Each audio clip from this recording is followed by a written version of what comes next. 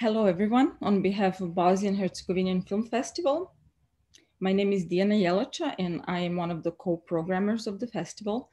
Thank you so much for being here with us in this year's first virtual film festival.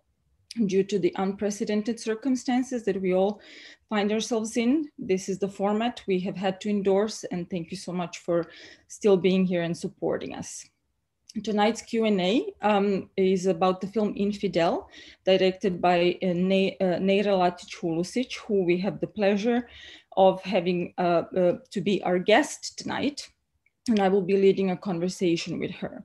Neira is tuning in from Sarajevo, where she was born and raised and still lives in. And she's been a director and producer of different documentary films as well as narrative films.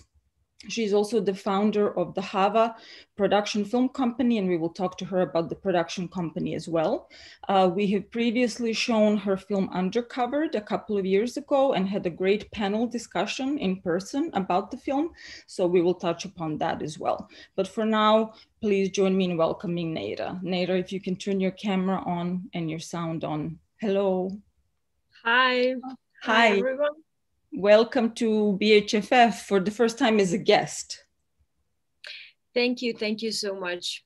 I wish we could see each other in person, but yeah, this is better decision, definitely. This is a better decision, better safe than sorry. And this is also the decision we absolutely had to make because film theaters in New York City are still closed down, and we have to adhere to all the safety protocols. Boston people are partying still. Oh, you thought the people partying maybe behind closed doors, but movie theaters. Yeah, no, here, like in Sarajevo, people are still partying like nothing is happening still. I see. So maybe we can touch upon this as well. What different reactions to the pandemic have been, and what's been effective and what not.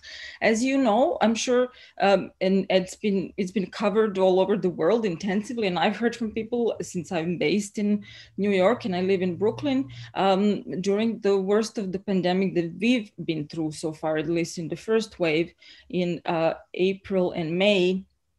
I think the perception of New York City and the rest of the world has been it's this kind of doomsday dystopian apocalypse.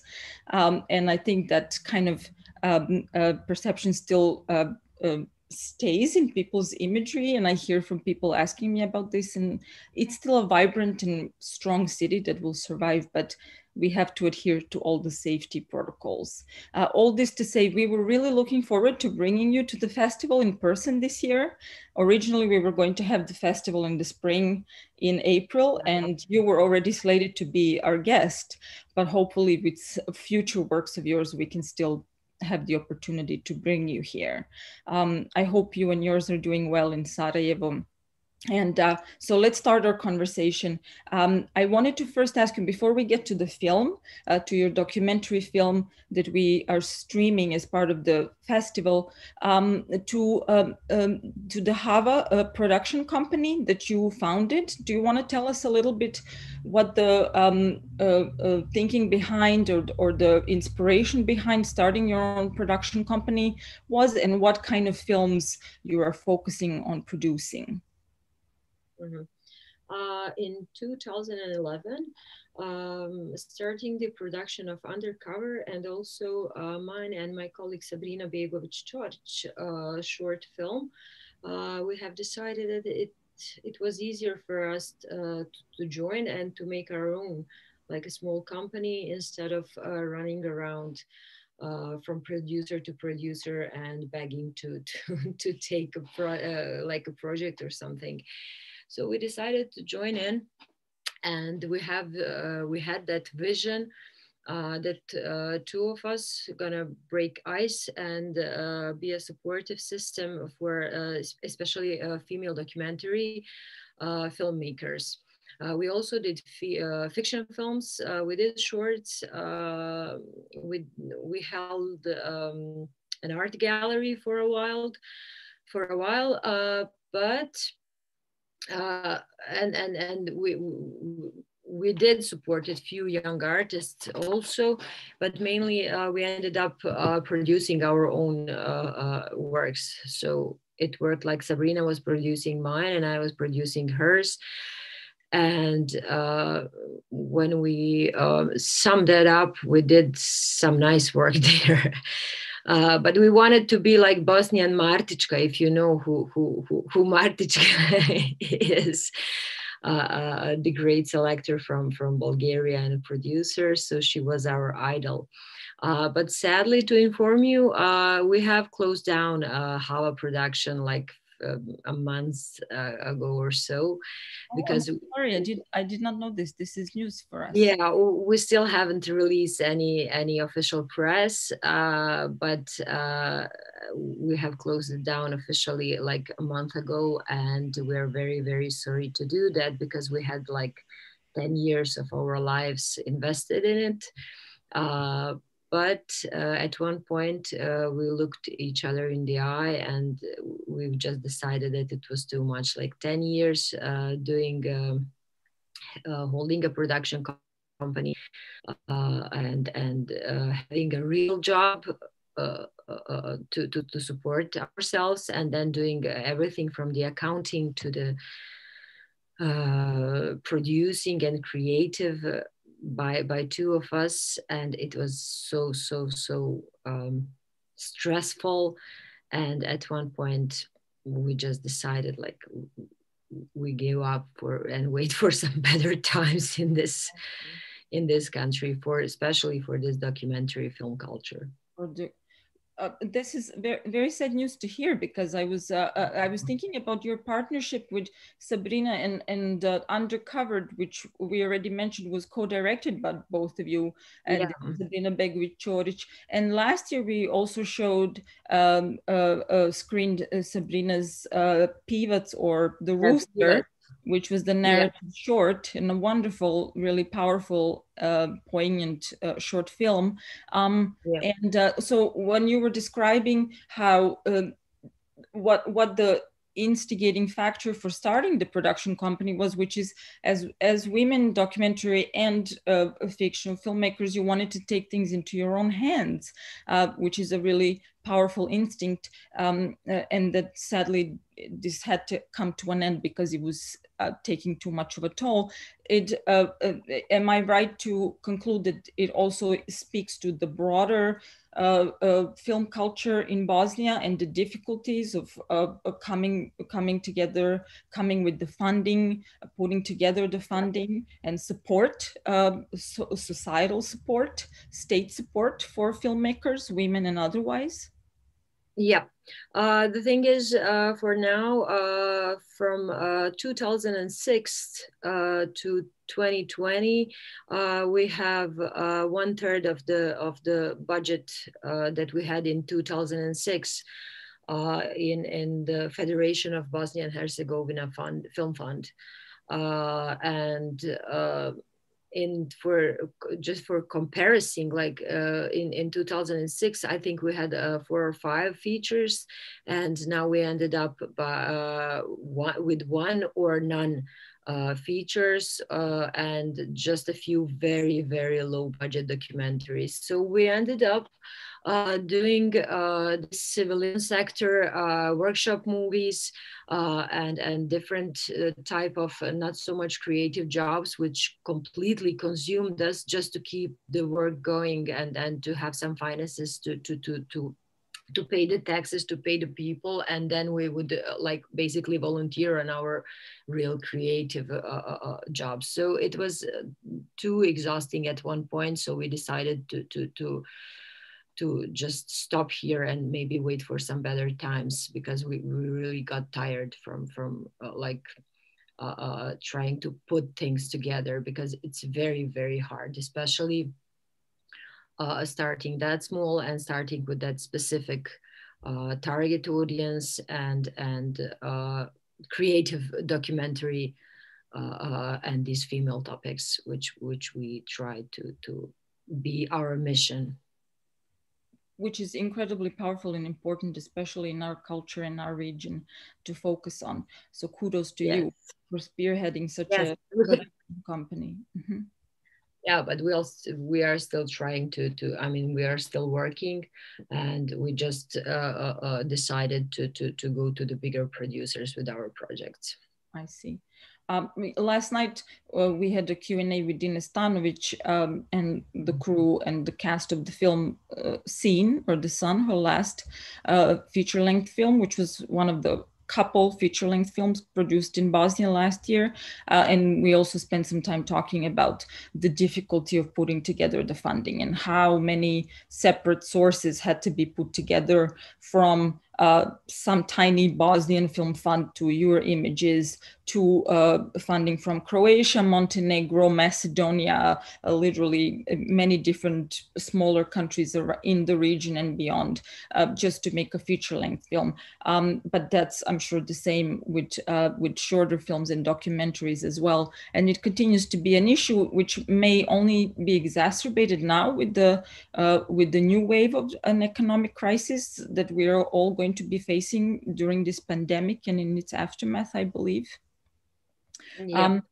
Yeah. So, but still, the hope is, and we're as a festival continue to support such important work that you and Sabrina and your production company has done, and also women directors in particular. So speaking of you and Sabrina, I did want to briefly touch upon, just in case this year we have a kind of a broader audience than just New York City, or people who happen to be in New York City during the festival, who were there for the screening of Undercovered, and for the lively panel discussion we had that included Aida Begic, another prominent woman director from Bosnia.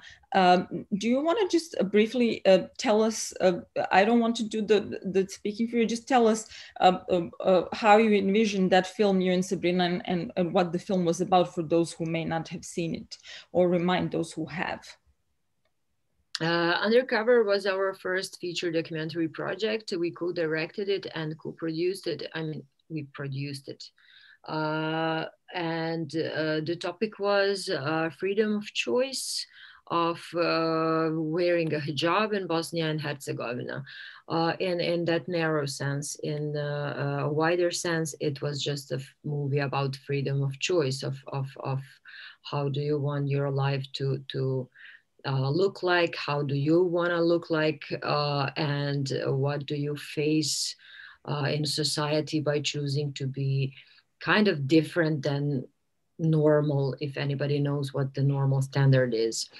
So we have picked a few characters that led us through the film. Those were all like very modern, self-aware. Do I say that? Self-aware? Yeah. Mm-hmm. Is that a word, actually? Self-aware. Yeah. Creative Muslim woman, which choose to wear a headscarf at one point of their lives, and they started facing some prejudices, and they had different ways of dealing with it, also with their hijab, with their decision, and also with the community they live in. So we wanted to show the audience how different kind of people can live together and have this normal point of view to religion, to also we try to connect something that is quite biased question with the hijab, because it is a very private thing. But it's also a public thing. So when we once a woman decides to wear a hijab, she also decides to show her religion publicly, which is very weird in the secular countries. But also in Bosnia, it's a tradition like for 100 years long. And it's not only for Muslim women, a lot of Protestant, Catholic, and Orthodox females are covering their hairs in Bosnia. So it's a normal thing in Bosnia, and you can choose to wear it or not. And also, Bosnia was a good geo place to tell that story, because it's not the same to tell a story about Herzegovina scarf in Iran or in Afghanistan, where the thing is obligation. Meanwhile, in Bosnia, you can choose to wear it or not to. So we just wanted to say that story about, to tell that story about just the freedom of choice. Absolutely. Thank you for giving this detailed and nuanced summary, because the film really is an amazing piece of documentary filmmaking that is very dialogic, and that is really putting the emphasis on the freedom of choice, as you've pointed out several times, and giving different rationales or different points of view from different women who either choose or don't choose. And even if they do choose, there's many myriad reasons for why choosing to cover oneself. And even as we were having that panel discussion, we did have to touch on the fact that in this country, this is a very fraught and politically charged issue, because there's a lot of assumptions, problematic assumptions and simplistic assumptions being made about women, Muslim women who cover themselves. That there's something inherently oppressive there, that it's inherently the patriarchal repression as opposed to any form of agency being exercised. And so we also discussed a lot of Islamic feminism work, and a close friend of mine, by the way, Asma Barlas, who I would like to give a shout out to, has written amazingly about these issues and others in really powerful ways. So we had a wonderful discussion and insightful discussion. So I wanted to thank you and Sabrina both for contributing this film as kind of an instigating point for a lot of people, not just from Bosnia, and women in particular, to articulate their opinions and thoughts and intimate feelings. Because like you said, it's kind of, it's right in the like borderlands between private and public. This particular we just wanted to do this paradigm shift, just to show the other point of view. It doesn't mean that everybody wears hijab voluntarily. We are still aware of the many girls, underage girls that are forced into it. But also there is this percentage of women who choose to wear it for sometimes feministic reasons also. And we just wanted to show another point of view, which I think that the documentary is, it's like what it's supposed to be. Yes, and that there's a good segue for me to the documentary of yours that we showed this year at the festival, and it's still streaming, by the way, for our audiences. If you haven't had a chance to watch it yet, it will be streaming until November 1st, the end of the festival. It's called The Infidel. And that's your latest work. You directed this film yourself, by yourself, and your protagonist, so to speak, or the person that you follow and whose story you tell in the film is Dino, a young man from Bihać, which is a city in northwestern Bosnia, a city that in more recent times or last couple of years has been more in the news with regards to the refugee crisis and the so-called migrant crisis. So some people who don't necessarily know the geography of Bosnia may have heard of the city for those reasons. It's close to the border with Croatia, and so that's the EU border. But Dino's story is a really, really poignant and captivating story. Do you want to briefly summarize for us what Dino's story is, and what it was about his story that made you want to tell it and to approach him to make a documentary about him? I was looking for the care. I had this topic in my mind. First I wanted to write about it because I thought I would never get a character to do the film with. So I was researching about this young generation that was grown and not born, but raised in this radical commune style villages that some of the radical Islamists made in Bosnia. Those communes are not huge ones. It's like 200 people maximum per village. but still they have like their own rules. They don't obey civil state rules. They don't recognize the court of Bosnia and Herzegovina nor any laws. So they only practice Sharia laws, And they refer which to are as the Wahhabis. Is that the yeah, general term, the Wahhabi? yeah. It's a kind of colloquial and quite pejorative, Mm-hmm. bad Mm-hmm. word for that radical, very formalist Islamic kind of a sect, I would say.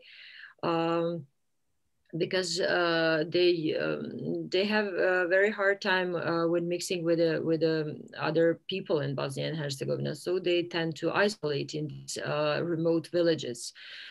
And I was wondering what happened with the children who were raised there or born there. When they come, do they come back to the real life, to the mainstream life? Do they parents achieve to transfer the radical ideology to their kids? And what would happen if some of them comes back to the normal life? So that was my research for a while, because while growing up in post-war Bosnia, I have noticed my friends, especially my female underage friends, are getting married in these weird villages all of a sudden and disappearing from the face of the earth. So I wanted to know what was happening to them, and how do you behave if you get out of such a commune and get back to the real life, to the secular community, to the multinational community of Bosnia and Herzegovina, and also for me privately, the most interesting part was how would they fit, or would they ever fit with the Bosnian local Muslim people. Mm-hmm. So that was your entryway, and so there Yeah, is Dino, who was one of those children, or as a teenage boy, his father was a very radical figure and a sort of a leader in one of those communities, as far as I could understand.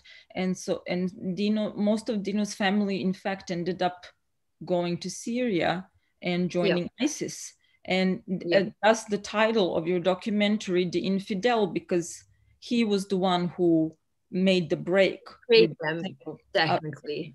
I Mhm. mean, from their point of view, he betrayed them. So that's why they called him the infidel, or kafir, which is the word in Arabic, and also chafir, which is the Bosnian, Serbian, and Croatian kind of pronunciation, which means non-believer. Um, because kind of that movement has the tendency of calling another people who are not having same opinions as they are, like kafirs or heretics or infidels. um, Anyhow, Dino approached actually me through our mutual friend. Our mutual friend started to work his kind of memoirs of his, but he decided to quit because his story is so complicated and very complex. And if you write it in the book, nobody would believe that that character exists actually, because he got married and divorced, and he was the one who drew that Mevlid Yasharevich who attacked American embassy in Sarajevo in 2015 or something. I don't remember now. So uh, the guy had, Dino was the inadvertent, that was the implication. He was the inadvertent participant because he didn't know yeah, this he was. didn't know what he was doing, because the guy told him that he needs to drive to Sarajevo some chicken food. Mhm. So the kid wanted an opportunity to come to Sarajevo. He had a girlfriend here, I mean, some chat girlfriend or something. So he wanted to visit that girl, and his father allowed him to come to Sarajevo if he wants to help his brother to bring the chicken food. But instead of the chicken food, the guy brought a machine gun and started attack the American embassy. Dino ended up in prison for a while he was clean of all charges, because everybody witnessed that he really didn't know what was happening. So what was the most painful thing for me was that breaking point of between him and his family, when he decides that he's going to leave his family and start his own life. Like, he was 18 at the time, and he just broke up with them, and it was very, very painful for him. And as you could hear in the movie, he says, like, I don't care what they did, but they're still my parents. He's still my father. He's a very, very bad man, but I can't help to still love him. So that was a very emotional and breaking, and it's heartbreaking for me to hear such words. Yeah, and we still don't know what happened to his mother. We do hear that it was confirmed by the end of the documentary that the father was killed in Syria. Yeah, the father was killed. His older brother, who was 18, was killed. His younger brother died, which was juvenile. I think he was 16 or 17 at the time. And he has another third brother, which is like now maybe 14 or 15. And his mother is still in Syria or somewhere. We don't know. We also don't know what happened to the. There is a story about his ex-wife, which he had, and the ex-wife had a child. It sounds like a soap opera, but when she divorced Dino, she was taken away from him while he was in jail, and she was remarried. She didn't remarry, she was remarried by her parents to another guy. And then she fled to Syria too, and taking a 6 or 7 year old child with her. So she died, she got killed, that new husband got killed, and nobody knows where the child is.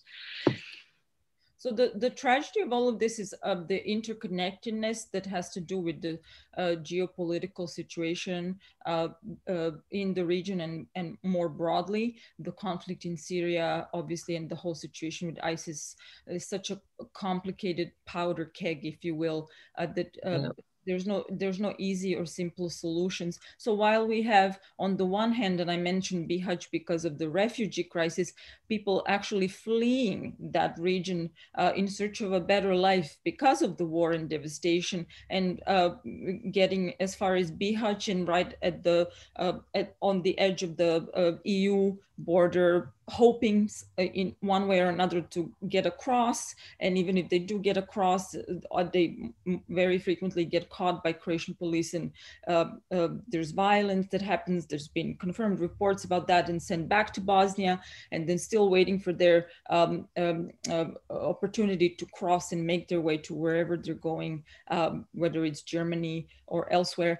And then on the other hand, there's young people, radicalized young people, and not just young people, and Dino's father and mother, for example, middle-aged people, going in the other direction. And it's all, in a way, part of the same cycle of this certain kind of disconnect and disenfranchisement that speaks to the broader international politics and warmongering and intolerance that takes advantage of the underprivileged, right? Because Dino's family, my understanding from the film, it was not very privileged family, right? So this is not to excuse the radicalization or anything, but we see this moving with Dino's story after he left and became the infidel.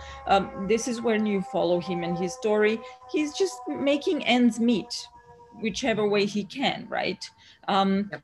So what was the process of earning his trust? Was that immediate, or was there a process during which you had to earn his trust to tell you his story, because it's a very intimate and painful story?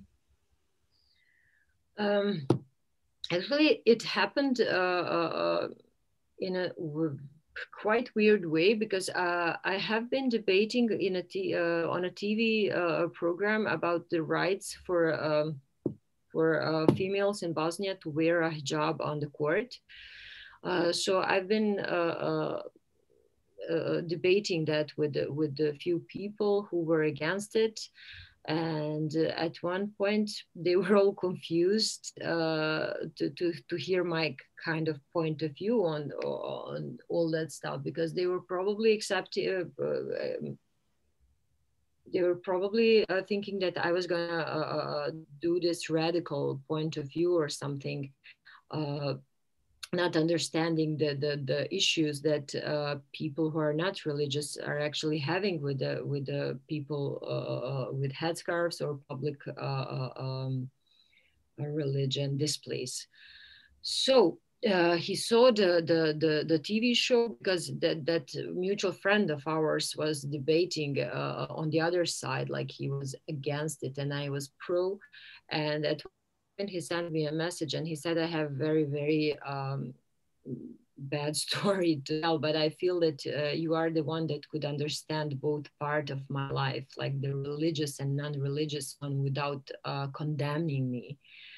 Um, and then we started talking, and then we started Skyping a lot because Bihać is quite far away from Sarajevo, and I couldn't risk just going there to.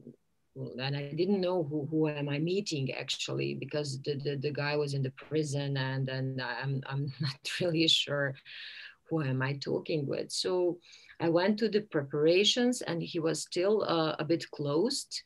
But when I came with the crew, he was so lonely and desperate, and it sounded like he only wanted anybody to hear his story, and he wanted to he kind of took it as a psychotherapy or something, because he was so alone at the time we met him.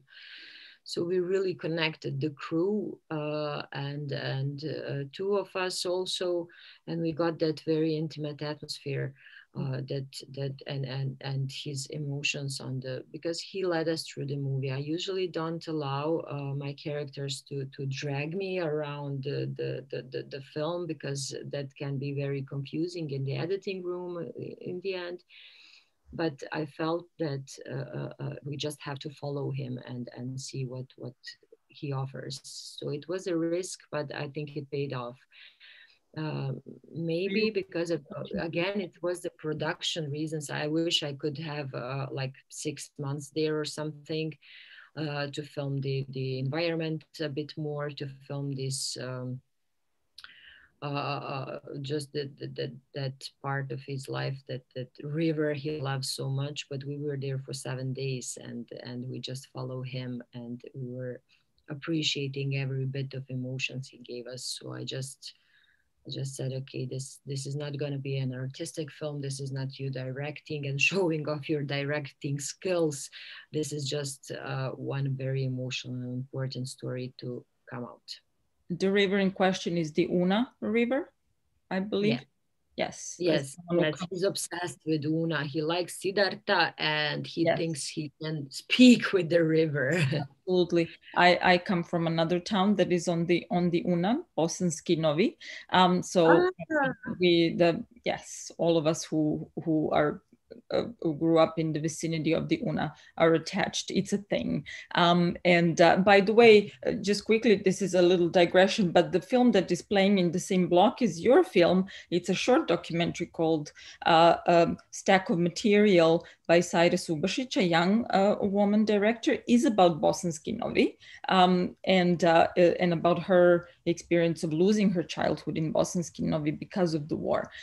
So Bihać and Bosanski Novi, both on the Una, are featured in this film in interesting ways. But speaking of Dino's loneliness, I wanted to talk a little more about that.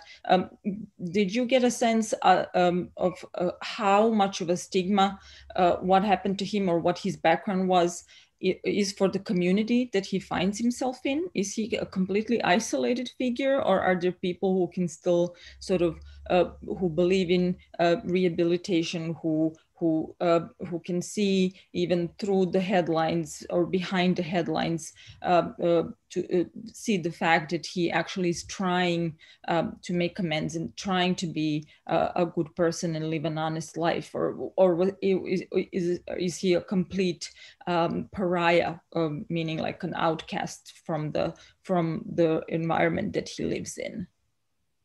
At the time we were filming, he was complete outcast. He had two persons that he was communicating. One of them was his mother's brother, his uncle, and the other one was his godfather and a lawyer that set him free from the jail and from that family and from everything. So he had that two persons. He was communicating only when there was an emergency, but we have noticed that we got attacked like physically on our second day of filming, because people weren't very happy by the idea that we came to Bihać, and then everything what we have to say about that town is that Wahhabia, little Wahhabi terrorist guy that so everybody would think that the entire Bihać is like radical Wahhabi people. So they got drunk and they followed us for a bit. So we had this police patrol following us for 24 hours because people did, it's a small town, so people didn't like us messing around with cameras and telling that story and kind of missing Una and everything that is beautiful in the city. So we had some hard time explaining what we are actually doing there. Also, I've decided not to screen the film in Bosnia, nor to sell it in on local TV stations, because I'm so afraid of for his security. Okay. Yeah, and just when I just gave the introduction to the press when I came back from the filming, and I gave some press releases, and I also got very, very bad messages from that community.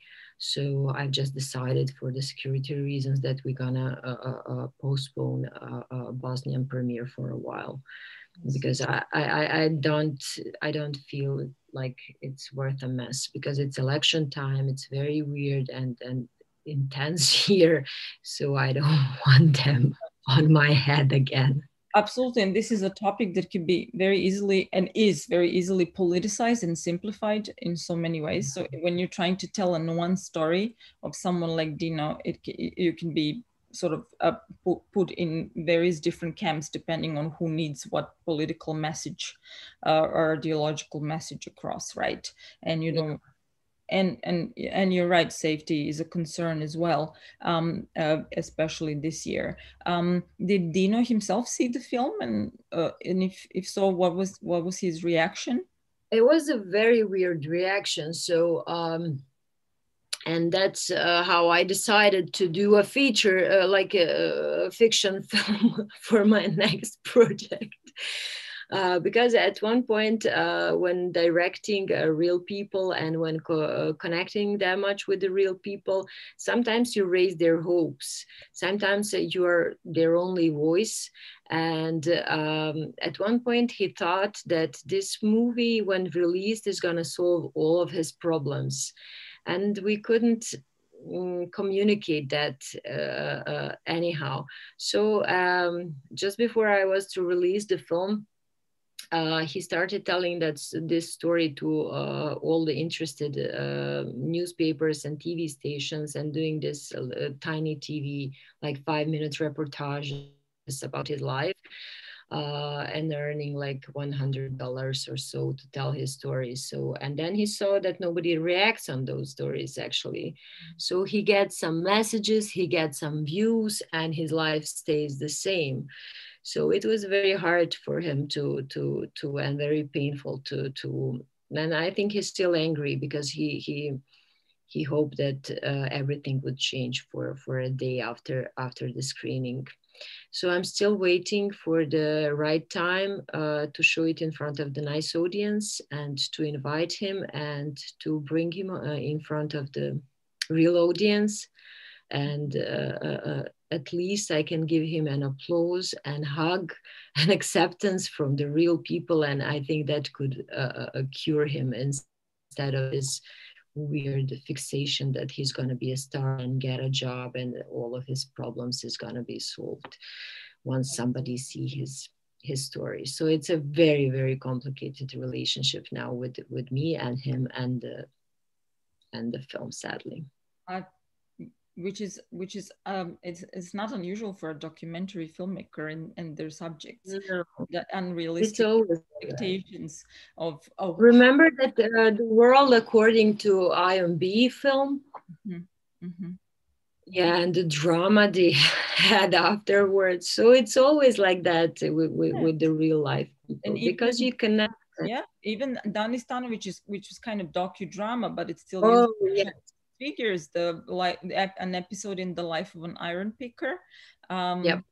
which again also caused controversy because there was disappointment that it didn't really change anything in the protagonists' lives. They had their 5 minutes of headlines, and Yep. after that was it. And so going into this unrealistic uh, expectation is really difficult. We only have a few minutes left, so I wanted to kind of round our conversation out and bring it to a close. I do want to ask you about being a woman filmmaker in Bosnia. How much is that on your mind and a focus of yours with respect to, do you consider yourself filmmaker or woman filmmaker primarily? There's a lot of amazing women filmmakers in Bosnia, and we're incredibly proud to feature many works every year. But also, why documentary films for you in particular?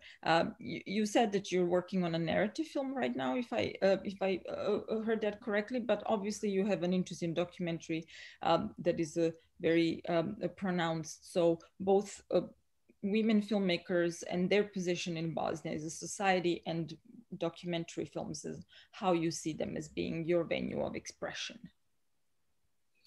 Uh, I've never thought about position of female directors in Bosnia because I grew up when Aida Begic and Jasmila Žbanić, Elma Tataragic, they were already icons. So,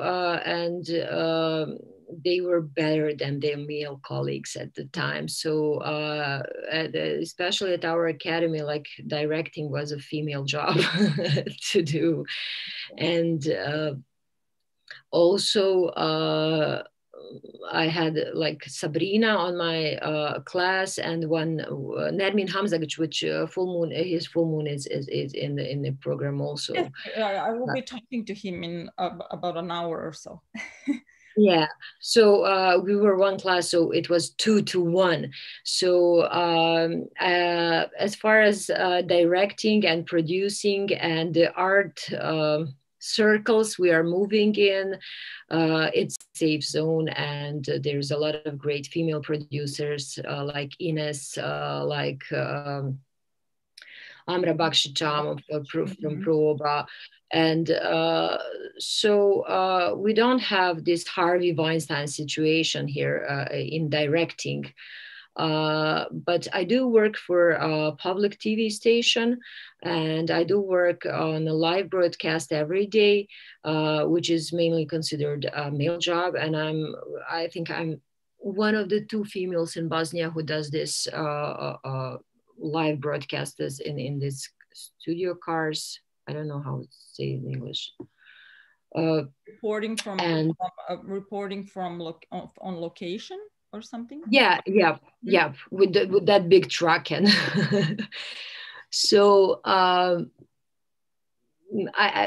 to say that I had some problems and people disrespecting me for being a female, I would lie, because I really have some kind of weird and very nice relationship with my colleagues, and they are quite respectful.